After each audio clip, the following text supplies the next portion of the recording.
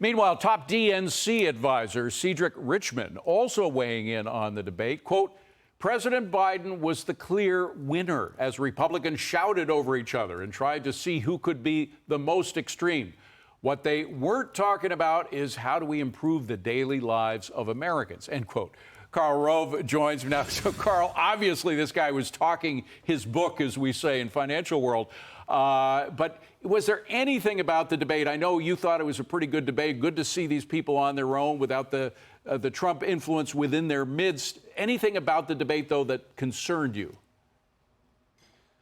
Well, first of all, remember, we look at these as events, but they're part of a process. And that's why, you need to step back a little bit and just sort of look at it as one step in a process that's going to include at least 3 debates and is going to also involve people mulling over and digesting what they've heard on that night. 12 million people tuned in. A lot more people then read or heard about it the next day.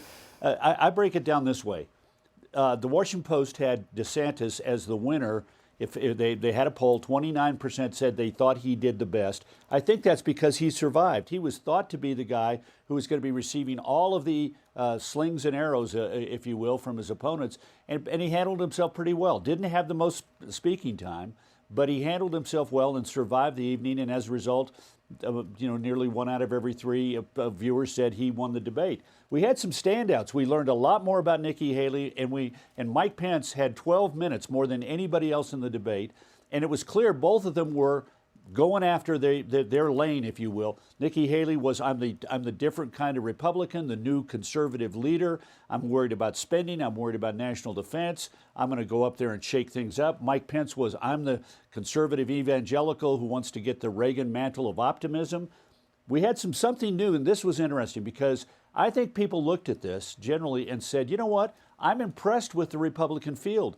And part of that was 3 guys who we learned a lot more about. Chris Christie lost his opportunity with Donald Trump off the stage to really stand out. But we learned about what he did as governor, and that was pretty impressive. And the same with Burgum of North Dakota and Asa Hutchinson of Arkansas. Maybe they're not real contenders. Maybe they're not up there in the top 4 to 3 or 4. But nonetheless, they added to the luster of the evening by saying, wow, these people were capable of doing things. Not enough Tim Scott. I mean, he didn't have much time. I agree with that. Yeah, but he was funny, and humor helped him. And then the acquired taste is Vivek, who was the second in the Washington Post poll, the second designated winner. 26% thought he won it, but he had a lot of ammunition, drew a lot of fire, and we'll see how the post-debate coverage of Ramaswamy plays out. Yeah. I think the best prepared was Nikki.